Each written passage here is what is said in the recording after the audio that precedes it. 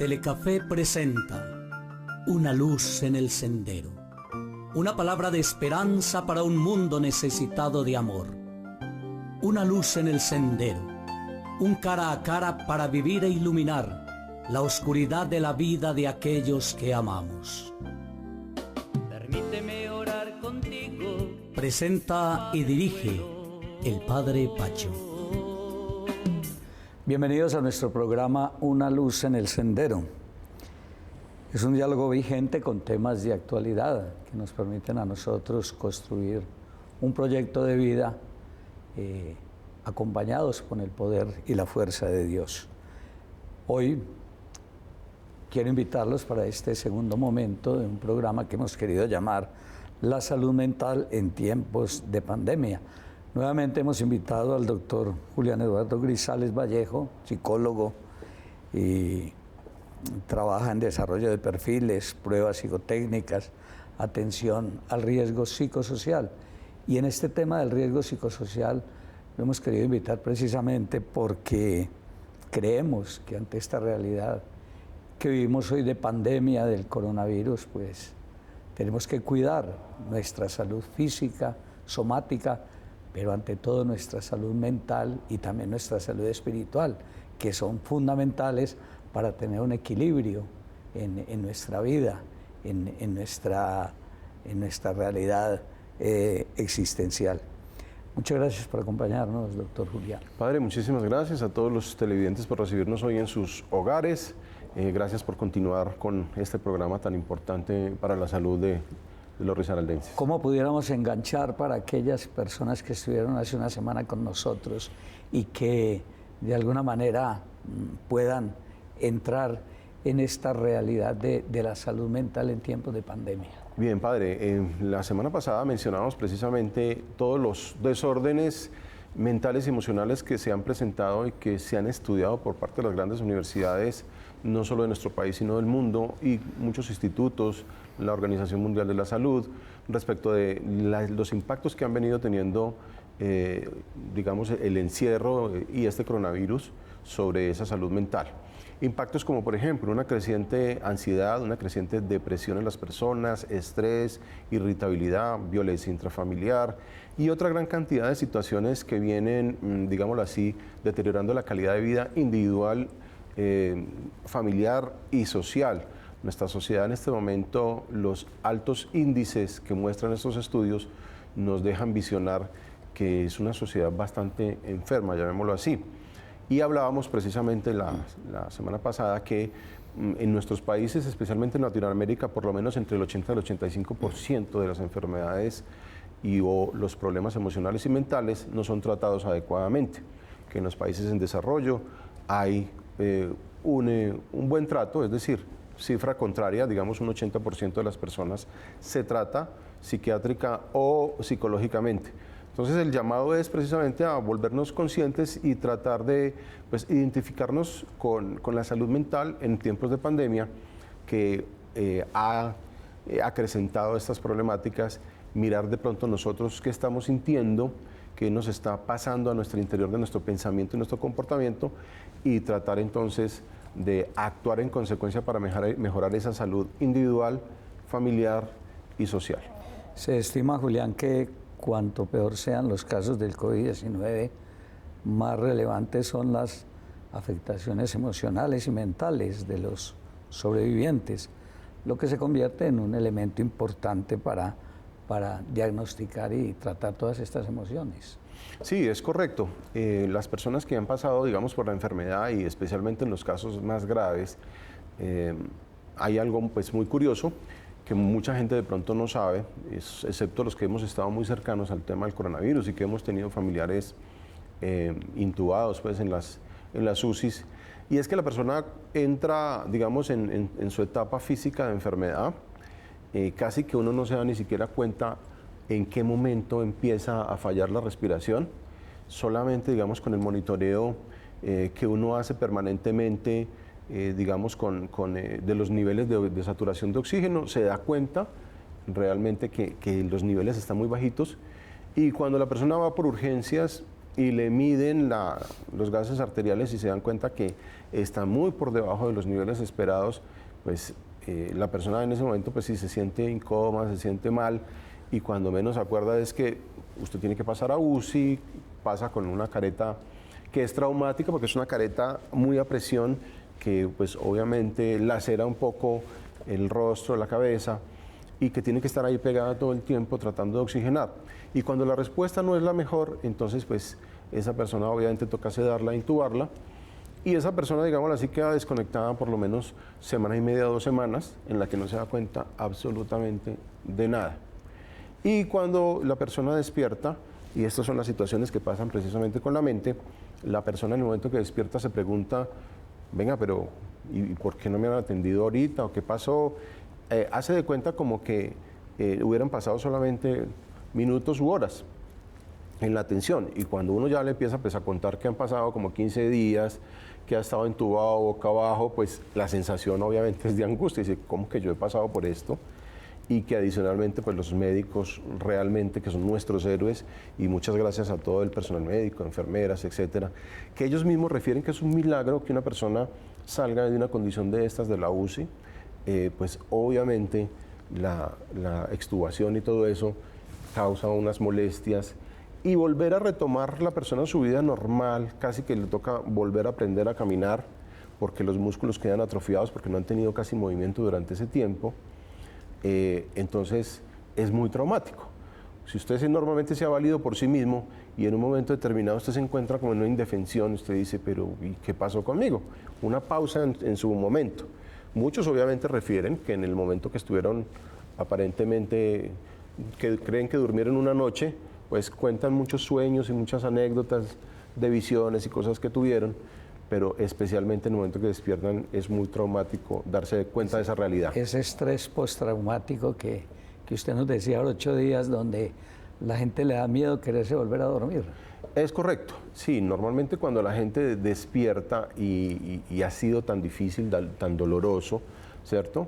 Muchas de las personas creen que si se duermen de pronto se van a quedar ahí, que se pueden morir, porque claro, al darse cuenta que estuvieron desconectados esas semana y media, 2 semanas, entonces yo creo que uno hace como una reflexión precisamente de la fragilidad que uno tiene como ser humano y que es muy fácil uno morirse, digámoslo así.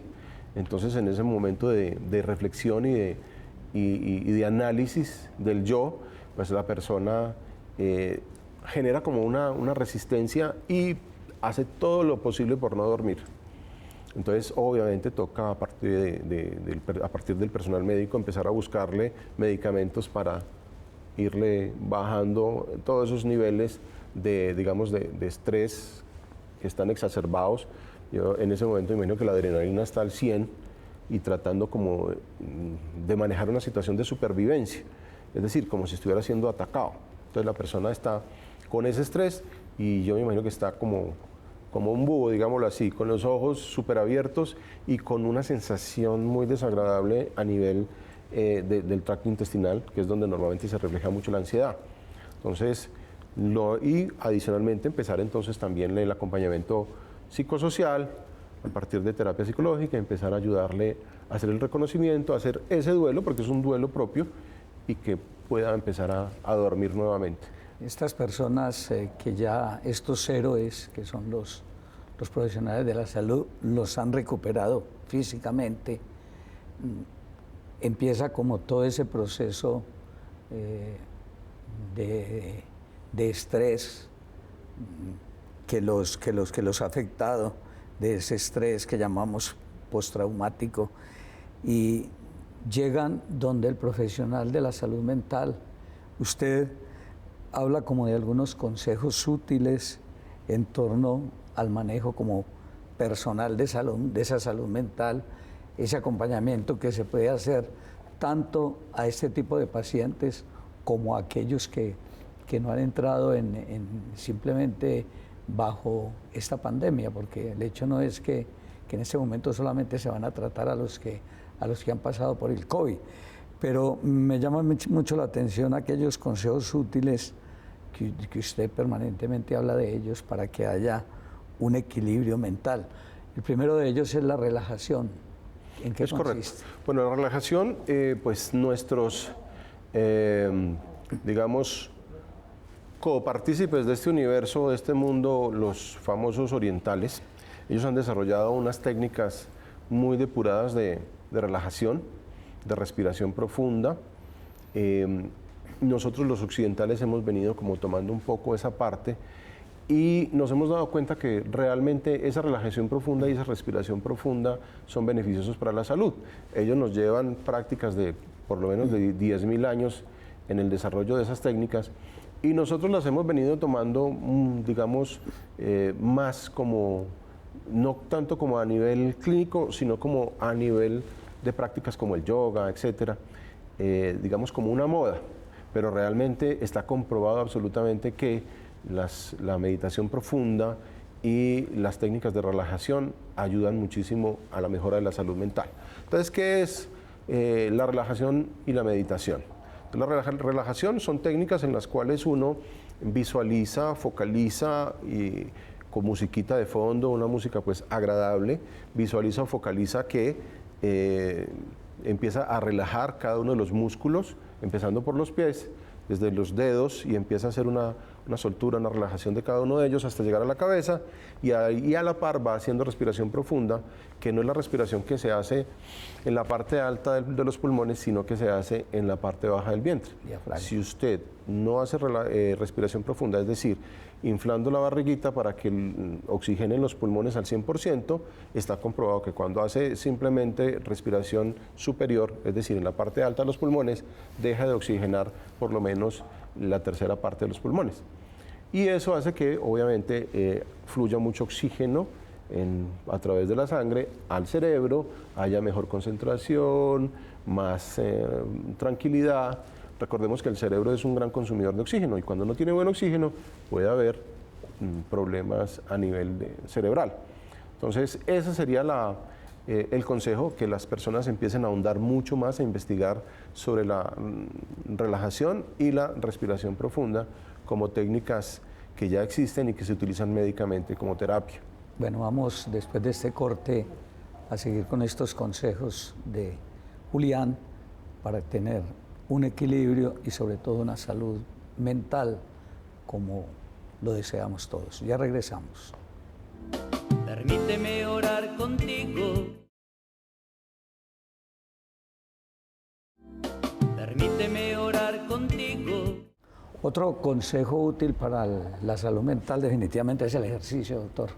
Está comprobado que el ejercicio, padre, genera algo que llamamos las endorfinas, que son las hormonas de la felicidad, que obviamente le generan bienestar y protección al organismo y especialmente a la parte emocional y mental, ¿cierto? Hablar con personas cercanas. Hablar con personas cercanas genera lo que llamamos oxitocina, que es la hormona social y que obviamente genera ese mismo bienestar y por ende salud mental, equilibrio. El buen ánimo. El buen ánimo pues es tratar de permanecer, digamos, alegres, positivos e inclusive tratar de no utilizar las redes sociales buscando a veces que resultan muchas noticias falsas, muchas noticias contradictorias o que lo van cargando a uno. Yo conozco personas que me han consultado precisamente porque les da angustia y ya no puedo ver noticias, estoy estresado. Otro tip que usted coloca allí es buscar ayuda. Hablábamos desde la semana pasada y al principio que muchas personas no están bien atendidas en el tema de la salud, pero muchas de ellas es porque no buscan al profesional de la salud mental. Y otras porque, pues, digamos, es una crítica importante que tenemos que salvar a nivel de la salud, es que cuando van a sus EPS a buscar una cita, por ejemplo, de psicología, se puede demorar 1 o 2 meses y cuando ya van, pues, ha pasado el tiempo y como que han diluido ya su problemática. Eso hay que tratar de agilizar y que haya más profesionales que presten ese servicio rápidamente. Otro consejo que usted da es el sueño saludable. Hay personas que se acuestan a dormir pero no tienen sueño saludable. O hay personas que se acuestan pero no se acuestan a dormir, es decir, por ejemplo, a ver las redes, como le digo, redes que los estresan, a hacer otras actividades que precisamente lo que hacen es que antes pierda la persona el sueño, ¿cierto? Que quede en vilo toda la noche y he tenido casos de especialmente trabajadores jóvenes que no duermen, que llegan trasnochados, ya no son capaces de dormir, porque pasa como el tiempo de vigilia y quedan en expectativa toda la noche y todo el amanecer, y eso les pasa frecuentemente. Generalmente se les convierte como en una costumbre, se vuelven en seres nocturnos y pasan todas las noches en vilo, y al día siguiente llegan sin habilidades o capacidades para trabajar, y es un riesgo mental si usted está manejando, una máquina, si va en su vehículo, si está tratando con una persona, es muy delicado esa parte. Las dietas equilibradas. Esa es otra cosa importante. Hace poquito pues acaban de aprobar el tema de la ley chatarra, pues han estado trabajando ese tema, y es que los colombianos deberíamos casi que desde la escuela nos deberían enseñar a comer mejor, porque escuchaba las palabras de un médico especialista que nos decía, precisamente para tiempos de pandemia, es ahí donde hay que alimentarse mejor, porque hay que alimentar las células de manera que sean capaces de defenderse de la enfermedad. Pero usted a punta de comida chatarra no tiene cómo defenderse. Entonces es investigar más recetas saludables, más verduras, proteína, y saber hacer el mix, saber combinarlo. El tema de las redes, ¿cómo nos está afectando en la salud mental, sobre todo en este tiempo de pandemia, doctor? Lo que yo más he visto es las famosas noticias falsas, y especialmente que son muy, digámoslo así, muy alarmantes. Entonces la gente no corrobora la veracidad de esas noticias, y lo que hace entonces es entrar en más ansiedad, en más estrés, en más angustia, ¿cierto? Por la perspectiva de precisamente, no, estamos mal, nos van a pasar cosas negativas, nos vamos a enfermar más, nos vamos a morir. Y ese es el problema en este momento de las redes. Entonces las redes hay que saber seleccionar de dónde viene ese material, y saber decir que no. Hay muchas noticias que son muy alarmantes, y preferiblemente también hay que buscar en contraprestación a las noticias actividades como la música, cantar, bailar, y hacer otras actividades de hobbies que nos saquen precisamente de esa situación. Quisiera en esta última parte que habláramos un poquito sobre los profesionales de la salud. Me parece a mí que el personal de salud no es ajeno a los efectos de esta pandemia. Usted los llamamos generalmente los grandes héroes, pero son héroes de carne y hueso. Es correcto. Se nos olvidó, listo, ellos están preparados en su profesión para atender a los demás, pero se nos olvidó que precisamente ellos también tienen emociones, también sienten, y obviamente han estado más sometidos que cualquiera de nosotros a grandes presiones. ¿Por qué? Porque pues, en este momento, por ejemplo, que las salas de UCI y las salas de emergencias están abarrotadas. En muchos de los casos se han visto cifras del 110, 150, 200% en las salas de emergencia, y las UCIs colapsadas al 100, 98%. Pues obviamente son profesionales que les toca duplicarse o triplicarse en los horarios, les toca inclusive colaborar. A algunos de los profesionales les toca colaborar en áreas, digamos, de las clínicas en las cuales no pertenecen, pero precisamente para ayudar en estos tiempos de pandemia. Vemos que obviamente es muy estresante para ese personal tener que trabajar con todas esas medidas de protección que antes no las manejaban, como por ejemplo las caretas, esas máscaras, digamos la N95 que presiona muchísimo, que inclusive les ha dejado marcas y secuelas. Y algunos de ellos pues con trajes, puede estar haciendo mucho calor, igual les toca trabajar en esas condiciones.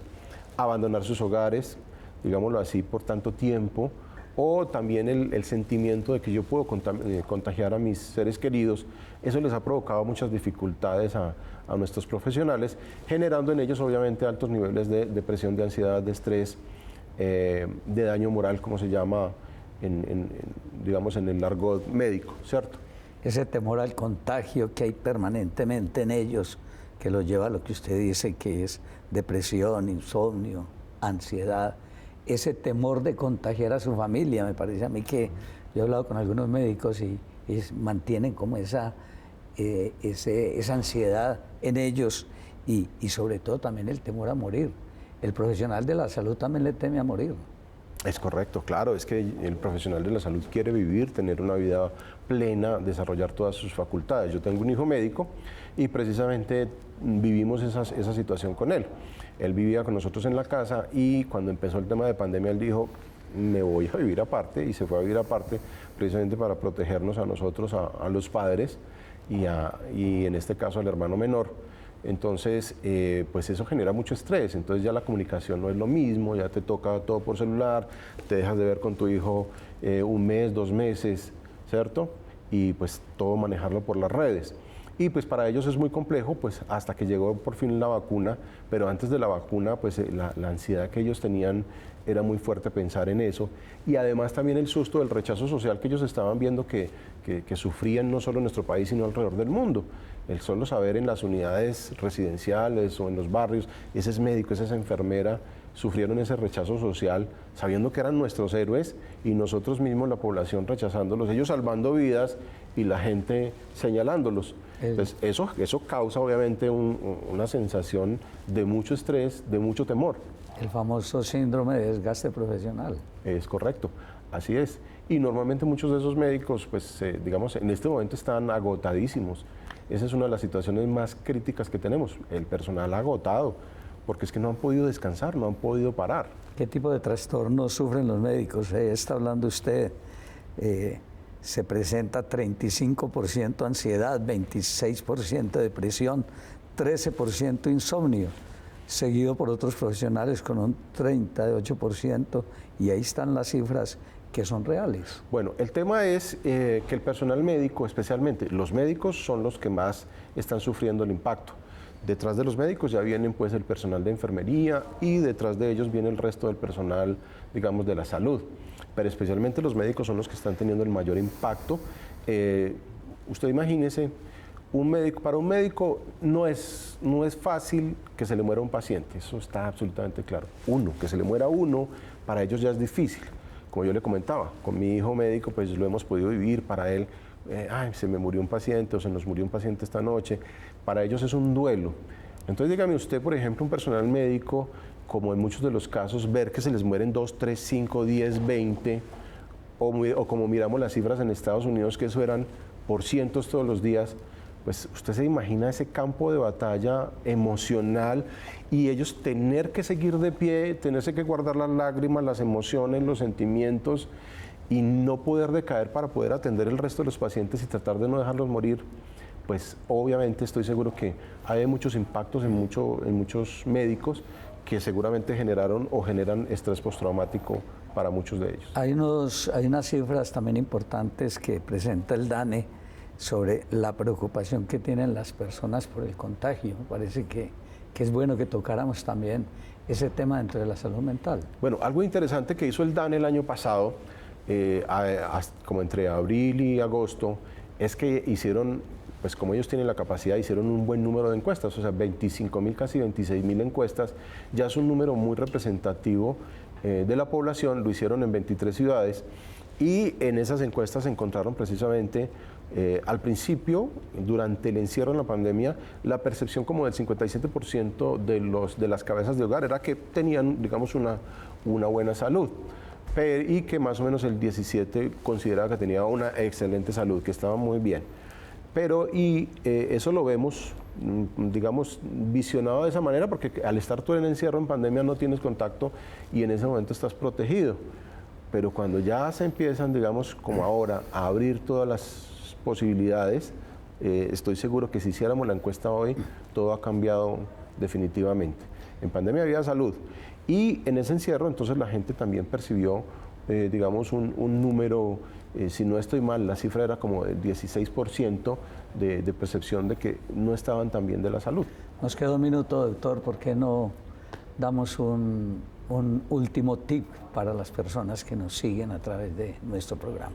Bueno, el último tip para las personas es que definitivamente no olviden que la salud emocional y mental es el software que maneja esta máquina y que permite tener una vida plena. Entonces, denle muchísimo más interés a preocuparse por su salud emocional y mental, no la dejen para lo último, consulten y mejoren su salud personal y familiar.